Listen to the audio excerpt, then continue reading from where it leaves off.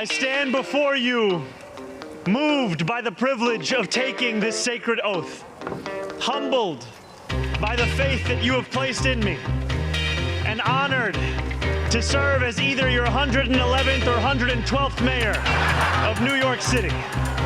Zohran Mamdani has become the 112th mayor of New York City. In a private ceremony at the decommissioned City Hall subway station just after midnight on Thursday, he took the oath of office and then did so again in a very public ceremony outside of City Hall, where Errol and I were freezing. Errol Louis is here.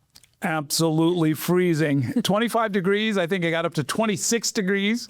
The real field temperature was more like 10 or 9 or something like that. And this went on for hours. I don't know how many of the 4,000 people there were maybe rethinking their choices, but it was quite a day. And look, it was uncomfortable, but of course it was also very exciting, very upbeat as well. My feet are still defrosting, and that I know Bobby Cuza is here. I was not in the cold today at the inauguration. I was watching it from in studio, but I did also start a 3 a.m. shift today, so everybody can still feel sorry for me as well. Yeah.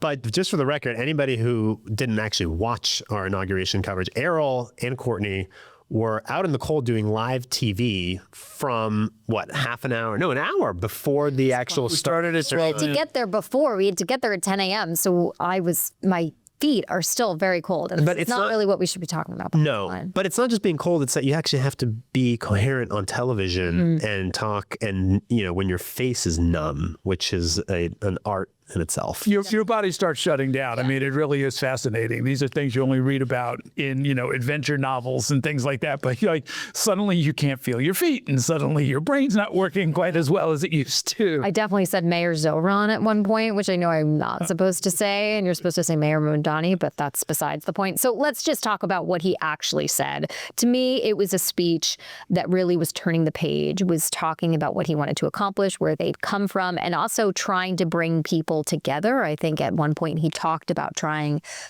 mentioned the hundreds of thousands of people who didn't vote for him and said that he wanted to represent them as well. Errol, what were your thoughts on the speech? Well, it's interesting on that very point.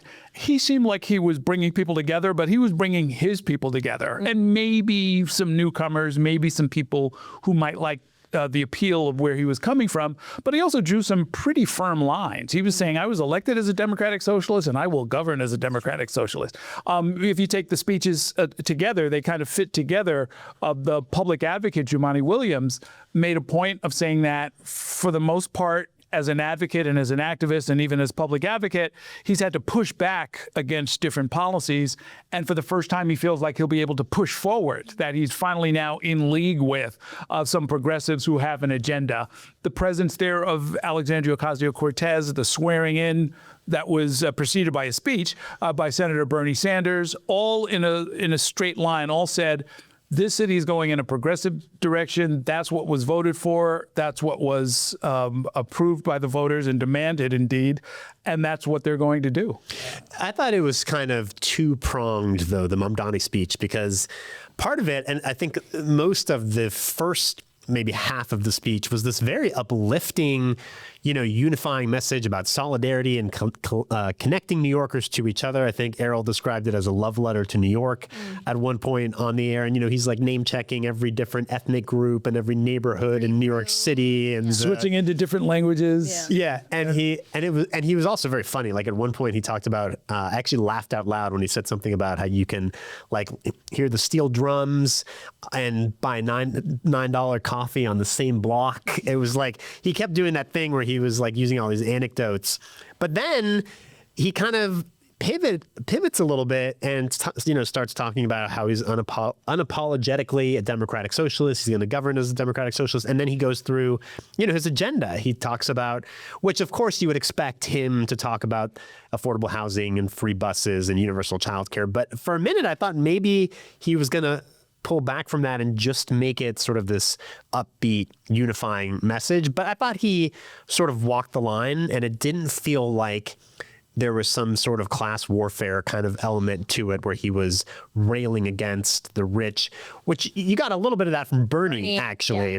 But that's, that's Bernie's whole thing, right? I mean, I went to a bunch of Bernie Sanders campaign rallies, in 2016, and it sounded like his stump speech, right, where he's talking about wealth inequality and taxing the rich, and that was a more fiery speech than what you got from Mamdani, which I think was more positive and forward looking. I think he was trying to bring people in and maybe assure people who didn't vote for him and are scared about this mayoralty, but also saying that he's not going to go away from his ideals and what brought him to this particular moment. I mean, the idea that he talked about taxing the rich in the speech, which is obviously a pillar of his campaign, surprised me. It didn't surprise me because it's so important to them and obviously so important to that crowd that was there. There were so many beanies that said Democratic Socialists of America. And when you said that part of the speech, I actually think it was during Bernie where people started chanting, tax the rich, tax the rich. And Governor Kathy Hochul is on stage there. But I think we know, and the moment that happened, we know sitting there, well, Mamdani has said that if there's a way to get all his agenda done without potentially raising taxes that Kathy Hochul doesn't want to do, he's willing to entertain that idea. Yeah, I mean, but I think Bernie Sanders is more fervent about taxing the rich than even Mamdani is. Mm-hmm. It's funny what you said about the hats, though, because I wasn't there. I didn't really get a sense for what the crowd was like. But the moment that I heard... This was a cool crowd. This was like... I mean, are they cool crowd? Yeah, I was saying to one of our producers, I used to think I was cool, but now I'm like too old to be cool. I think you're still not cool. Really. I don't go to Bushwick. This was Bushwick. This was like people in very colorful outfits and neon and like really fun hats. Like people dressed for the occasion, and they were young. This was the people that are out at the clubs that. I don't even know the names of the club anymore, Bobby. I'm not cool anymore. I'm trying to think of the places that I used to go to. Anyway, but when he name checked DSA, I mean, he mentioned Democratic Socialists a couple times during the speech, but the first time he said DSA, you heard the roar from the crowd, and he also at one point talked about the Palestinian community in Bay Ridge, and that got a huge roar. I mean, obviously the Palestinian cause is. We're watching the people who have been appointed to the administration to see what their reaction would be to the Palestinian line. It had Dean Foulahan, the new first deputy mayor, who is the old first deputy mayor, but the new first deputy mayor again, clapping. Like you saw all the people that are at the helm of this new administration. Well, yeah, I mean, look, reacting to that line. Some of this is what you're supposed to do, right? He ran a campaign and he has a victory that's based on bringing very specific outside groups into the center of the political discussion. That includes Muslims, that includes South Asians, that includes immigrants generally. And he's not going to back away from that one bit because that's why he's there. And that's who he is, and that's what he believes, and that's what it's all about. One thing he said, though, that I thought was interesting, and I think this might be the through line that sort of connects a lot of this and maybe brings him to success if he's going to have success as a mayor, which is he had a really interesting line about excellence in government. And he said, just like when you go to the theater and you can see people who can sing and dance and it's just unbelievable how much work they've put into it, or you go to a restaurant and the spices are just right, or the Knicks point guard, right? The point guard for the New York Knicks, Jalen Brunson, who can dish and swish and do all kinds of great stuff. He said, we don't demand that kind of excellence from government, but we're going to. And I mean, it totally clicked with me because I don't particularly care about the Knicks, but the restaurant analogy and certainly the Broadway analogy, because I'm blown away every time I go to Broadway at just how good they are. I mean, they're just unbelievably good. Synchronized dancing, they can belt out a tune, they memorize these lines, and they do it, 7 or 8 times a week. It's just unbelievable. Why don't we demand that from people who are supposed to be educating our kids and keeping our streets safe and safeguarding the $100+ billion we give them each and every year?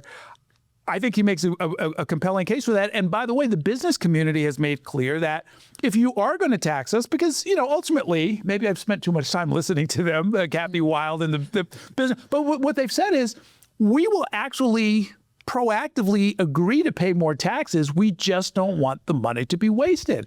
So if you have excellence in government and you have good execution and you have efficiency and you get rid of corruption and waste, you can actually maybe move forward even on some high ticket price items that might involve taxing wealthy people. I was bobbing and weaving, and they tried to restrict the press to this back area by the riser and not let us work the crowd and go and look for interviews and stuff. And I I could not be held in the corner, so I decided to bob and weave anyway. Nobody puts Courtney in a corner. Absolutely not. You cannot restrict me. I don't like rules like that. I just, it makes me so mad. So anyway, I worked the crowd and was looking to see who was there. You got Bill de Blasio. I did get Bill de Blasio, who we know is a huge Zohran fan anyway. So, or I shouldn't say Zohran anymore. I'm making the same mistake. Mayor Mamdani. So he was there. He talked about the challenges that obviously Mayor Mamdani will have moving forward, getting his agenda through Albany, which is a struggle that de Blasio had, dealing with a different governor. He thinks it'll be easier for Mamdani dealing with Governor Kathy Hochul. But what I was going to say is I didn't see many people from the business community. He was thinking about the crowd, the stuff that people didn't see when they were watching our special coverage. I don't know if Kathy Wild was there. I wasn't quite sure, but you didn't see those people represented. That's true. And he made a point in his speech of saying, you billionaires, certainly Bernie Sanders said that, you billionaires are not going to be calling the shots here. Even though Jessica Tisch is technically calling. Well, no, not technically. Actually, she is actually a billionaire, daughter of a billionaire. She's not going to be calling the shots. She will be calling the shots for the NYPD, I guess. Yeah. There's a quote from Stephen Cohen, who is, he was actually a big Cuomo guy, and he ran one of the anti-Mamdani super PACs during the election. And there's a story in the Times today where he was quoted, and he all of a sudden had these very supportive things to say about Mamdani, basically making the argument, if you live in New York City and you care about New York City, you got to root for the mayor. And I think you have seen that sentiment from the business community in the past few months. Once the realization sets in that this is real, and as you see the appointments that he's made, right? And the fact that it's not a bunch of lunatic, radical, inexperienced kids that he's appointing to top positions in government. He's actually appointing people who are experienced and competent and maybe kind of boring, actually. And we can talk more about some of the appointments. But I think maybe some of the fears have been have been assuaged a little bit. A lot of the fears were so much nonsense. When you look at some of the individual business people and some of the individual businesses that they run, they've got supply lines in communist China and in the Middle East. They're doing business all over the world with all kinds of shady characters in governments, and the notion that, he's a DSA member, we can't trust him. It's well, wait a minute. You're making a third of your profits in China dealing with a communist autocracy. You seem to be able to handle that just fine as long as it drops down to your bottom line. What are we talking about here? I wonder if this will in some way normalize the idea of democratic socialism. I'm thinking about one of the lines that Bernie Sanders said during his speech, is that the idea of free childcare isn't radical. Yeah. Everyone says, this new mayor, he's democratic socialist, he's radical. Oh my God. But conceptually, the idea of making sure that people can raise children in a city that's incredibly expensive shouldn't be a radical idea. Of course not. And certainly in Europe and in other very democratic countries and cities across the world, this is something that is a given. You go to Germany and it's of course I'm going to help you take care of your children. Why would that be a radical idea? Yeah. Some of the arguments to me are so strange. I put out some stuff about the inauguration. Hey, watch our coverage and things like that. And people start weighing in. That's what social media is for. But when people are saying the craziness of these free buses and all of this stuff, I'm wait, you don't sound like somebody who rides the bus, number one. Mm-hmm. Number two, what do you care if some working class single mom gets a free ride across the Bronx? How is this hurting you? What's the problem? It was funny that Bernie Sanders made the case for all of these things, right? Yeah. He said universal childcare is not radical. He said wanting people to have affordable housing is not radical. Free buses are not radical. He even brought up the city-owned grocery stores and defended that as something that, would be beneficial overall to society, which is, to me, was actually funny because you don't really hear Mamdani talk about the city-run grocery stores that often. It's a relatively minor plank in his overall platform, but Bernie was giving his full-throated defense of city-run grocery stores. Yeah, it was interesting, the juxtaposition of those two, where you had Bernie firing up the crowd, talking about income inequality, and Mamdani had sort of the softer, happier, putting a happier face on his messaging. And I'd be curious what you guys thought actually being there. I mean, it felt like like I said, a very positive, sort of uplifting tone to the speech. People were excited to be there, happy to be there, and really excited for this moment in New York City. When I was talking to Patrick Gaspard, who's a former U.S. ambassador, very close to the Obamas, used to be a political director at 1199 and is now an advisor to Mayor Mamdani and has been over the course of his entire campaign. He talked about how, and we were talking about sort of how amazing or interesting it's been over the past year where Mamdani has now become this internationally recognized figure and is now the face of Democrats, not just democratic socialism, but Democrats in the United States of America, and has really put this concept of affordability in the Oval Office across the country, expected to be the major issue coming up in the midterms. And this all started with this young 34-year-old, now he's 34. He was 33 years old, kid, I mean, not a kid, adult man from, Uganda, who now lives in Queens, who's the first Muslim elected to the New York City mayor, took the oath on a Quran. I mean, I was standing there at one moment, bringing it back to your question, Bobby, where I was looking at some of our colleagues being like, wow, think about it just for a second. Like, think about where we were a year ago and how crazy, how we couldn't have predicted that this would have happened. Of course, no one predicted it, including him, by the way. Yeah. I mean, when he announced in October of 2024, one of our other colleagues interviewed one of his top assistants and said they couldn't get a single camera. Oh yeah. To come to it, including New York One. Oh, we go to everything. Yeah, you know what I mean? Like this is true. This is true. That's bad. No, that was Andrew Epstein, who was his communications guy, and it's still an advisor. We had him on. I have an interview with him back in. Right. No, of course. But it was perfunctory, right? We're doing 200 shows a year. It's like, sure, we'll have this guy come in. And no, I tell the story. I might have even said it on the podcast. Andrew Epstein, when Mamdani announced, and he was on the show. I did an interview with him. I think I did a piece on it the day he announced, and I remember Epstein saying their goal for fundraising on day one was like some audacious amount of money. I'm like, I was like, what are you talking about? Like, how are you possibly going to raise tens of thousands of dollars in a day for this guy that nobody has heard of? But they hit it. Look what happened. They hit it, and then the money was just like pouring in these small dollar donations. And, before you know it, the guy's rousing the pools. All ideology aside, what they've said, and I think this would apply to even a conservative Republican if they chose to do it. If you go out in the street to where the constituents are and you put a microphone in their face and you ask them, what are the things that concern you and what are the policies that you think might address those concerns? And then you turn it into a political program and you stick to that political program come hell or high water, you will win elections. And it's harder than it sounds. I mean, I kind of encapsulated what is a fairly difficult maneuver, but I don't see many politicians who even attempt it. And I think you're going to see more, in part because he shows that it can work. He went to Trump voters in the South Bronx, which in itself is a whole other kind of a thing, right? And he asked them, why did you vote for the guy? What is it that you need? And, what do you think, if I tried this, do you think it would help you? That's door knocking 101. That's what Acorn organizers did for decades. You knock on the door, you ask people, what's the problem around here? They tell you what the problem is. You write it down. You ask them, hey, do you think we should do something? What do you think? What if we tried this? What if we tried that? What if we froze your rent? And they say, yeah, let's do that. And then they've written your program for you. They've pre-approved your program as far as its popularity and its relevance and its reasonability. So then when outsiders finally see it, they say, that'll never work. But you already know that thousands and thousands and thousands of people want a rent freeze, fast and free buses, and universal child. It's also it's not only just the message, but it's the messenger, because he, and we could see this in the speech today, is just a skilled orator. He can deliver a speech. He captures your attention. He's a dynamic politician. And that, alongside the promises that really resonated with people, is what led him to, obviously, today. I do want to talk about the appointments a bit and the 100 days and what we can expect from the first 100 days at the Mamdani administration. Over the holiday, he's had a slew of appointments.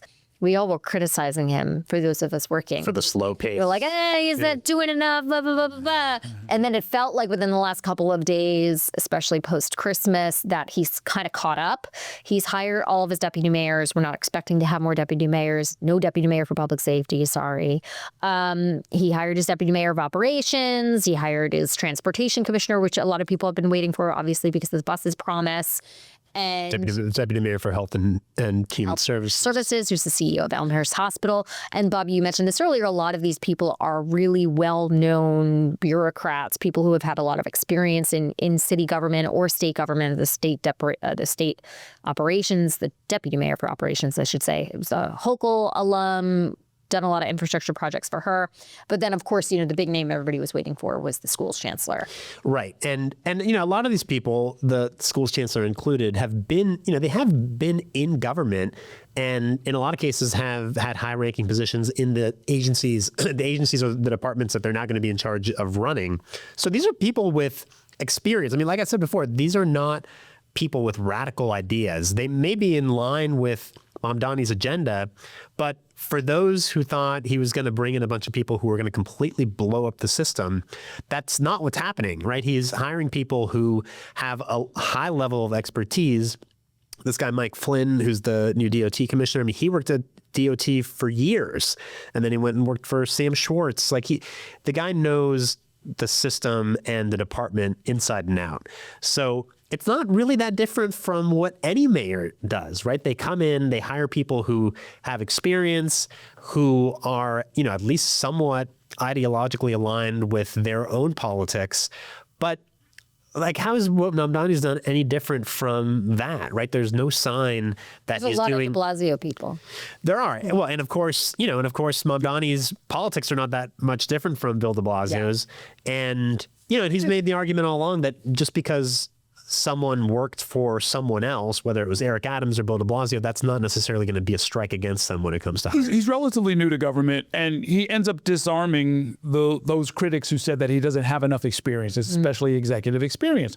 He's going to experienced people, and he's trying to see if they fit in with his conception of where he wants to go, and then he hires them. That makes all the sense in the world. And inevitably, you're going to get critics who will say, well, you were supposed to be hiring people from your DSA world or from your unions or from your immigrant communities and so forth and so on. That's more like the old politics. I think one part of his wisdom and part of why he won and part of why I think he'll probably succeed as mayor in this respect is that he knows that he doesn't know. He knows what he doesn't know. And he's not at all hesitant to sort of bring in people who do know those things. It reminds me of Mike Bloomberg, actually. He was a very successful businessman, very successful entrepreneur, and he never made any bones about it. He said, I don't know about how to, run a fire department. I'm going to get the best people. I'm going to give them all of the support that they need, and I'm going to demand that they execute, and if they don't, I'll replace them. And that seems like a pretty good leadership or management principle that I think Zohran Mamdani at least has given lip service to. We'll see if he can pull it off. And by the way, not only is he smart enough to know what he doesn't know, but I made the argument to people, the guy is going to be mayor. He is now mayor. He doesn't want to fail, right? He's smart enough to know what's going to work and what's probably going to work and what's probably not going to work, right? And if he appoints people who, are ideologues but don't have experience and aren't going to command the respect of people in the agencies that they're governing, it's not going to work. So he has to put together a team that's actually going to be effective. And the way to do that is to hire people who actually have credentials. We are seeing a bit of moderation, the idea that comparing what he said on the campaign trail to what he's going to do now. For instance, when he was nominating and announcing his school's chancellor this week, Kamar Samuels, of course, everyone wanted to ask and know about mayoral control. Right. Because the mayor had said when he was not the mayor yet and he was on the campaign trail that he didn't want necessarily to extend mayoral control, that he had been an opponent of mayoral control and that there needed to be more parents' involvement, blah, blah, blah. And then he was asked yesterday, this is Thursday, we're taping, he was asked Wednesday when he is announcing the school's chancellor whether he'll be going to the state legislature for that extension of mayoral control, which expires in June of this year. And he said yes. And maybe he wants to moderate it or change it by including more parents, et cetera. But reversal. It's, it's a flip-flop that he's already had on that particular issue. On that particular issue, yes, it was a significant shift. But also, didn't that feel like it was kind of a half-baked idea in the first place? It seemed like he said, I'm against mayoral control, but then he didn't really have any idea for what that even meant. Like, what was he going to replace it with? Thing to say. This is one of the questions I asked him, I think, during the debate. I mean, he got the support of the United Federation of Teachers, and they have wanted to do away with mayoral control. And so that didn't surprise me, that he would kind of be in line with what one of his major political backers wanted. He clearly hadn't thought it through. He went to private school. Other than going to Bronx Science, I don't think he spent much time in the public system at all. Not when he was younger, yeah. Right, when he was younger. So he didn't have an intuitive grasp of the system. He had this union-driven, I think, leaning towards this position of doing away with mayoral control.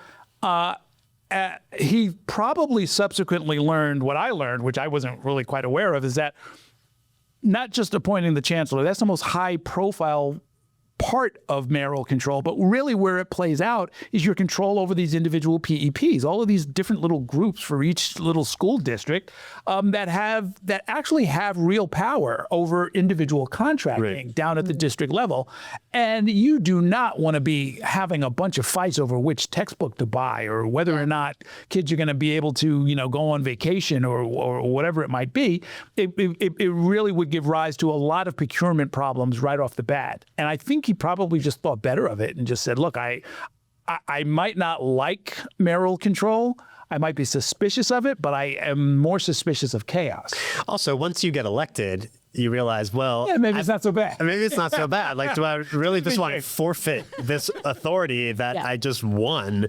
And, and the fact that anybody who's been around long enough remembers the system before mayoral control, which was a disaster. Which he would literally would know nothing about. Right, because he's too young. So,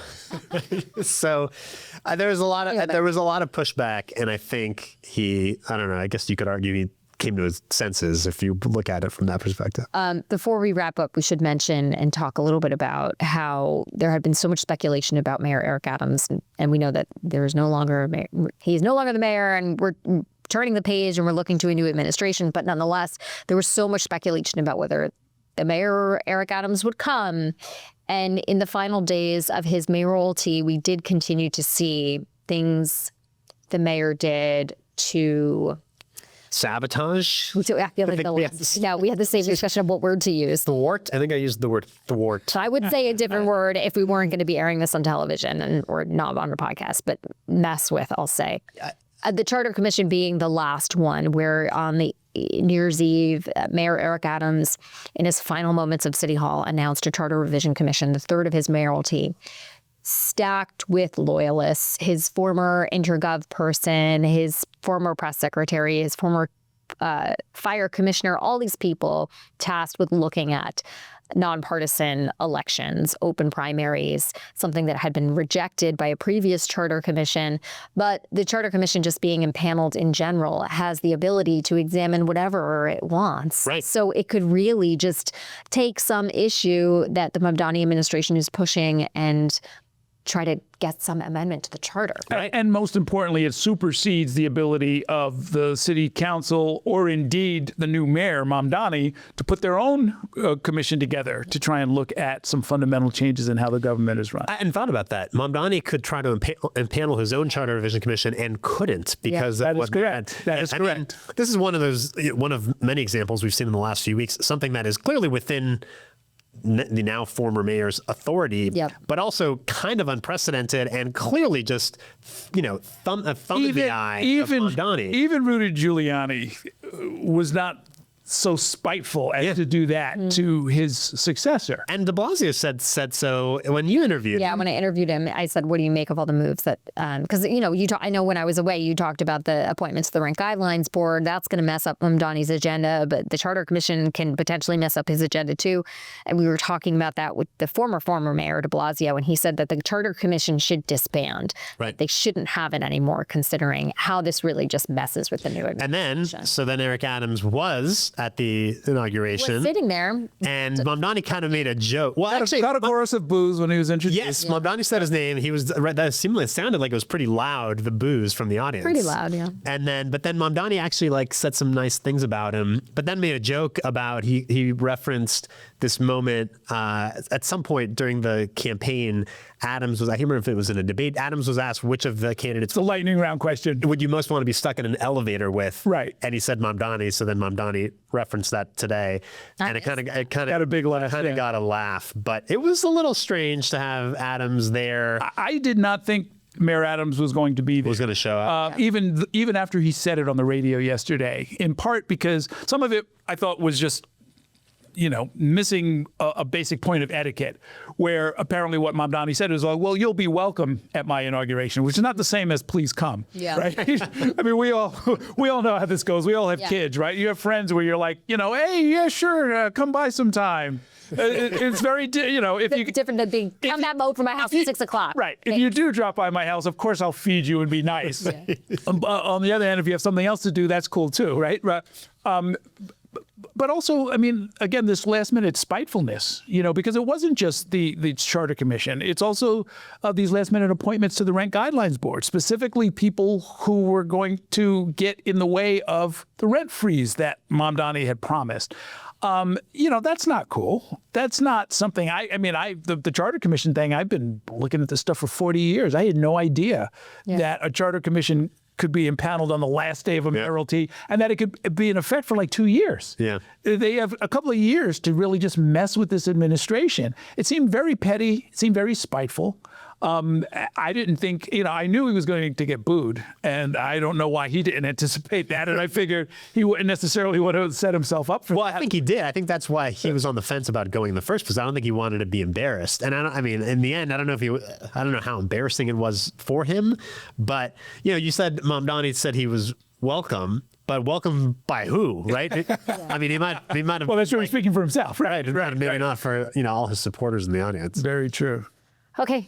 I think we're going to leave it there for this week's episode. We're obviously going to be talking about this new administration a lot over the next weeks and months ahead, but that's going to do it for us for now. You can always watch us on Inside City Hall Monday through Friday at 7, and we love your feedback. Send us an email at yourstoryNewYork1@charter.com. You can subscribe to Off Topic wherever you get your podcasts, and please leave us a review. Thanks to our producer, Anthony Rowan. Happy New Year, everyone, and thanks for listening.